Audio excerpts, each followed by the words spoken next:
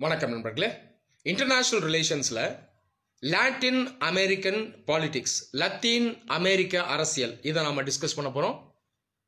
ஸ்பெசிஃபிக்காக சமீப காலத்தில் லத்தீன் அமெரிக்க அரசியல் எந்த மாதிரியான மாற்றத்துக்கு உள்ளாகி இருக்கு அப்படிங்கிறத நம்ம பார்க்கலாம். அது இல்லாமல் இந்த பிங்க் டைட் அப்படின்னு சொல்லக்கூடிய இந்த அரசியல் சூழ்நிலை என்ன, இதையும் நம்ம பார்க்கலாம்.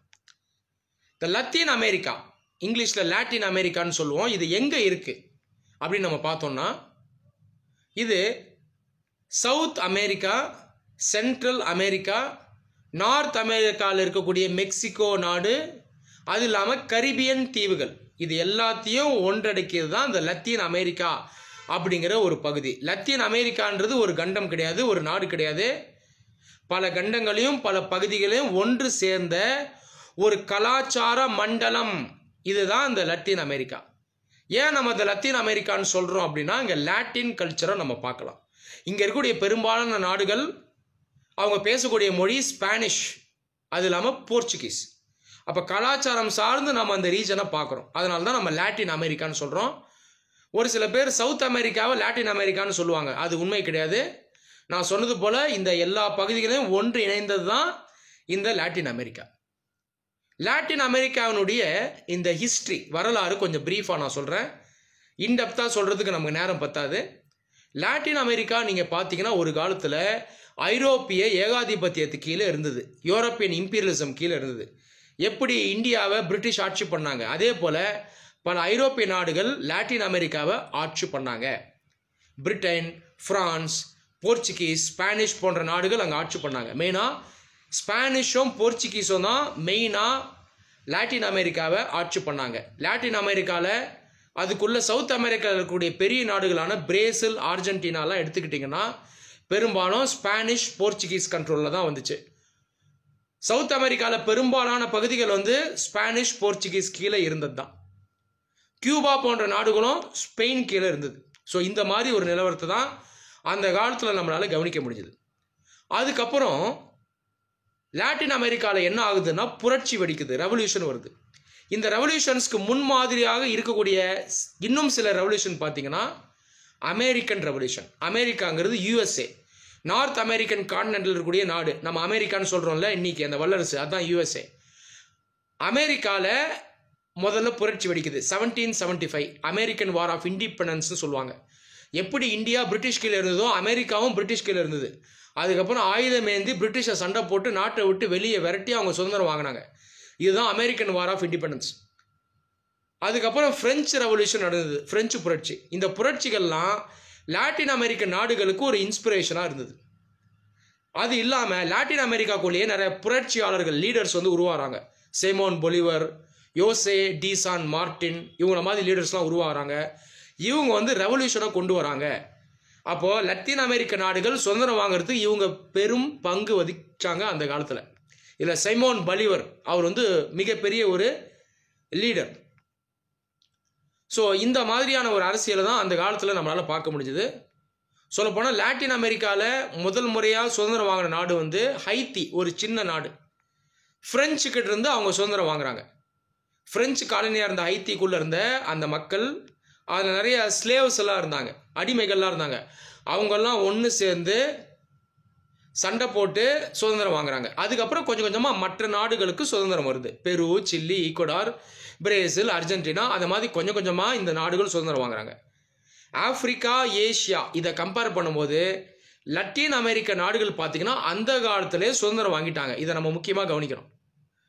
இது வரலாறு சிறப்பு மிக்க ஒரு மாற்றம். இம்பீரியலிசம்லேருந்து முதல்ல வருது ஆக்சுவலாக இவங்க தான். அதுக்கப்புறம் நீங்கள் லாட்டின் அமெரிக்காவை பார்த்தீங்கன்னா அமெரிக்காவினுடைய ஏகாதிபத்தியத்துக்கு கீழே வருது. நான் சொன்னது போல் அமெரிக்கா முதல்ல இண்டிபெண்டன்ஸ் வாங்குறாங்க. ஆனால் இண்டிபெண்டன்ஸ் வாங்கினதுக்கு அப்புறமே அவங்களே ஒரு ஏகாதிபத்திய சக்தியாக உருவெடுக்க ஆரம்பிக்கிறாங்க. அப்போ அவங்களுடைய கண் எங்கே போகுதுன்னா அமெரிக்க கண்டத்து மேலேயே போகுது, மெயினாக லாட்டின் அமெரிக்கா மேலே போகுது. அப்போதைக்கு லீடரான இருந்த மான்ரோ அவர் ஒரு கொள்கையை கொண்டு வர்றாரு, அது பேர் மான்ரோ டாக்ட்ரின். மான்ரோ டாக்ட்ரின், அதாவது மான்ரோ கொள்கை என்ன சொல்லுதுன்னா, ஐரோப்பிய சக்திகள் அமெரிக்க கண்டங்களுக்குள்ளே வராதிங்க, நார்த் அமெரிக்காக்குள்ளேயோ சவுத் அமெரிக்காக்குள்ளேயோ சென்ட்ரல் அமெரிக்காக்குள்ளேயோ வராதிங்கன்றாங்க. அப்போ இங்கே நம்ம என்ன கவனிக்கணும்னா, அமெரிக்கா அதனுடைய சொந்த ஏகாதிபத்தியத்தை கொண்டு வர நினைக்குது.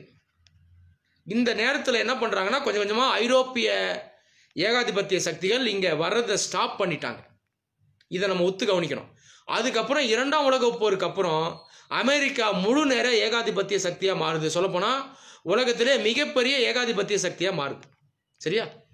2ஆம் உலகப் போருக்கு அப்புறம் லாட்டின் அமெரிக்கன் பாலிடிக்ஸ் எப்படி இருக்குன்னா பனிப்போருக்குள்ளே வந்துடுது. பனிப்போருங்கிறது 2ஆம் உலகப் போருக்கு அப்புறம் அமெரிக்கா சோவியத் யூனியன் 2 பேருக்குள்ள இருந்த விரோதம், அந்த போட்டி தான் பனிப்போர்.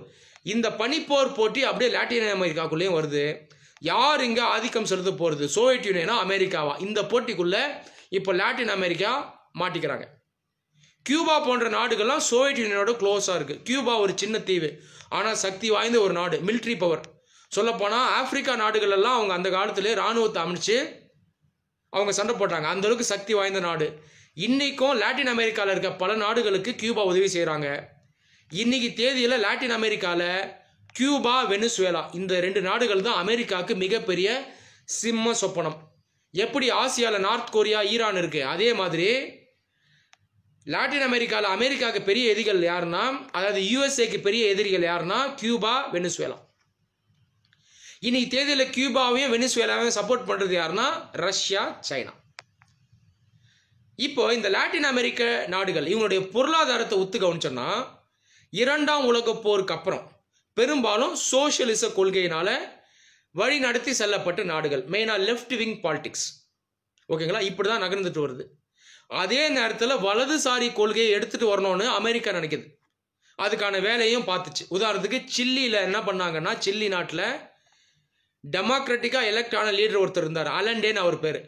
அவரை தூக்கிட்டு சர்வாதிகாரி ஒருத்தர், அவர் பேர் பினோஷே, அவரை கொண்டு வந்து அமெரிக்கா அமர்த்துது. புரியுதுங்களா? அப்போ என்ன பண்ணுறாங்கன்னா பொருளாதாரத்தையும் அரசியலையும் லத்தீன் அமெரிக்காவுக்குள்ளே அமெரிக்கா மாற்றுறாங்க.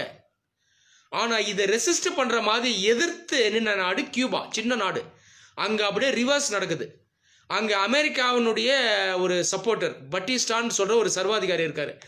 அவரை தூக்கிட்டு ஃபிடல் காஸ்ட்ரோ புரட்சி ஏற்படுத்தி அங்கே ரெவல்யூஷன் கொண்டு வர்றாரு. அதை பார்த்து அமெரிக்கா பயந்துருது. லாட்டின் அமெரிக்காவே என் கண்ட்ரோலில் நான் கொண்டு வரணும்னு நினச்சேன், சின்ன நாடு என்னையே எதிர்க்கிறான் அப்படின்னு அமெரிக்கா அவங்கள பார்த்து அச்சம் கொள்கிறாங்க. இந்த மாதிரி ஒரு அரசியல் அந்த காலத்தில் நிலவுது. சரிங்களா? அப்போ பெரும்பாலும் எக்கனாமின்னு வரும்போது பெரும்பாலும் left wing, overall socialism, overall 100% கிடையாது, ஓவரால். ஸோ இப்படி தான் நகருது. சில்லி பொறுத்த வரைக்கும் ஒரு 50 வருஷம் முன்னாடியே வலதுசாரி கொள்கை வந்துருச்சு. காரணம் என்னன்னா, பினோஷே வந்ததுக்கப்புறம் அமெரிக்கன் மாடலை அவங்க ஃபாலோ பண்ண ஆரம்பிச்சிட்டாங்க. சரிங்களா? இப்போ சமீப காலத்தில் பார்த்தீங்கன்னா, அதுவும் அந்த 2010 மறுபடியும் ஒரு பெரிய ஷிஃப்ட் வருது.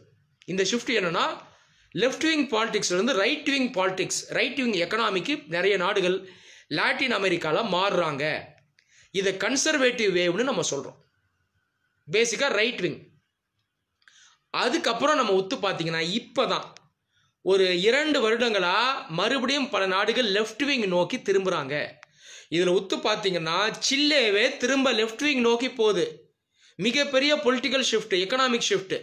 இதை தான் பிங்க் டைடு அப்படின்னு சொல்கிறோம். அப்போ பிங்க் டைடுங்கிறது ஏற்கனவே லெஃப்ட் விங் பாலிடிக்ஸ்னாலையும் எக்கனாமிக்ஸ்னாலையும் வழி நடத்தி செல்லப்பட்ட லாட்டின் அமெரிக்கன் கண்ட்ரீஸ் நடுவில் ரைட் விங்க்கு போயிட்டாங்க, மறுபடியும் லெஃப்ட் விங் நோக்கி வராங்க. இதுதான் இந்த பிங்க் டைட்.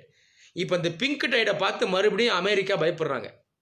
இன்னைக்கு தேதியில் சவுத் அமெரிக்காவில் இருக்கக்கூடிய பிரேசில் நாடு, சவுத் அமெரிக்காலேயே அது இல்லாமல் ஒட்டுமொத்தமாக லாட்டின் அமெரிக்காலேயே biggest country, powerful country Brazil தான். இன்னைக்கு தேதியில் பிரேசில் வந்து அமெரிக்காவினுடைய சப்போர்ட்டர். காரணம் என்னன்னா, அங்கே இருக்கக்கூடிய லீடர் ஜேர் பொல்சனாரோ, அவர் வந்து ஒரு ரைட் விங் லீடர், வலதுசாரி கொள்கைகளை ஃபாலோ பண்ணுறவர். இன்னைக்கு தேதியில் பிரேசிலே அமெரிக்கா கிட்டத்தட்ட கண்ட்ரோல் பண்ணிக்கிட்டு இருக்காங்க. புரியுதுங்களா? ஆனால் இப்போ பிரேசிலே பிங்க் டைட் கீழே வர்ற மாதிரி இருக்கு. காரணம் என்னன்னா, பிரேசிலில் இதுக்கு முன்னாடி இருந்த சோஷியலிஸ்ட் லீடர் லூலா டா சில்வா, அவர் வந்து ஒரு லெஃப்ட் விங் லீடர். அவரை பார்த்தீங்கன்னா ஜெயிலில் வச்சுருந்தாங்க. இப்போ அவர் வந்து வந்துட்டார். அவருக்கு மேலே இருந்த ஊழல் அழகேலன்ஸ் எல்லாம் பார்த்தீங்கன்னா இப்போ அதுலேருந்து மீண்டு வந்து ஜெயிலிருந்து வந்துட்டார். இப்போ அவர் மறுபடியும் எலெக்ஷனில் நிற்க போகிறதா அவர் சொல்கிறார். அப்போ ஃப்யூச்சரில் பிரேசிலில் கூட மறுபடியும் லெஃப்ட் விங் பாலிடிக்ஸ் வரக்கூடிய வாய்ப்பு இருக்குது. சிம்பிளாக சொல்லணும்னா இப்போ பிங்க் டைடு வந்து பிரேசிலையும் ஸ்வீப் பண்ணக்கூடிய வாய்ப்பு இருக்குது. ஸோ இப்போதைக்கு அமெரிக்கா லாட்டின் அமெரிக்கா மீது இருக்கக்கூடிய அந்த இன்ஃப்ளூயன்ஸை கொஞ்சம் கொஞ்சமாக இழந்துட்டு வராங்க. இப்போ மறுபடியும் ரஷ்யா சைனாவினுடைய அந்த இன்ஃப்ளூயன்ஸ் லாட்டின் அமெரிக்கா மேலே அதிகமாகுது. இந்த மாதிரியான ஒரு ஷிஃப்ட்டை தான் நாம் இப்போ லாட்டின் அமெரிக்காவில் கவனிக்கிறோம். மேற்கொண்டு இது எப்படி நகர்ந்து செல்ல போகுது அப்படிங்கிறத நாம் பொறுத்து தான் பார்க்கணும். நன்றி.